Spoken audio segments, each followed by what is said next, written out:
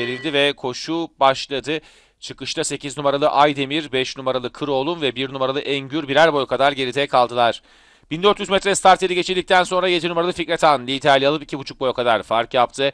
3 numaralı Çavuşoğlu ikincilikte, yarım boy kadar içinde 10 numaralı Taybars 3. sırada. Onun 2,5 boy gerisinde 9 numaralı Burhan var 1200 geçilirken 4. Burhan'ın sağrısına dıştan yaptığı ataklarla çıkmaz Berk geldi. Onun 2 boy kadar gerisine dışta 8 numaralı Aydemir, yanında 2 numaralı Faruki. Bariyer dibinde de 4 numaralı Sungur sırasıyla 1000 metre start yeri geçildi. 7 numaralı Fikret Han liderliğini bir boy farkla koruyor. Dışarıda 3 numaralı Çavuşoğlu ikincilikte. Yarım boy kadar içinde 10 numaralı Taybars yine 3. sırada. Onun 4 boy kadar gerisinde 9 numaralı Burhan son 800 metreye doğru 4. Hemen dışına geldi Burhan'ın. 6 numaralı Çıkmaz Berko 5. sırada, 2 boy kadar geride. İçeride 2 numaralı Faruki. Faruki'nin hemen yanında Aydemir var 1,5 boy kadar geride.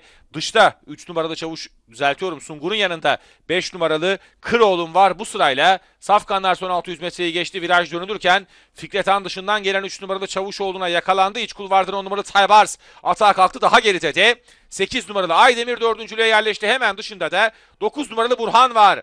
Son 400 metre geçildikten sonra ortadan gelen 8 numaralı Aydemir koşunun liderliğini alıp yarım boy kadar fark yapıyor. İçeriden 10 numaralı Taybars'ın, daha geriden 6 numaralı Çıkmazberk ve 9 numaralı Burhan'ın çabaları var. Fakat son 200'ü 3 boy fark yaparak iç kulvara doğru kayan 8 numaralı Aydemir önde geçti. Ortadan 9 numaralı Burhan atak yapıyor. 4 boy farkla Aydemir önde. Oğuz Eren'le 8 numaralı Aydemir koşuyu kazanıyor.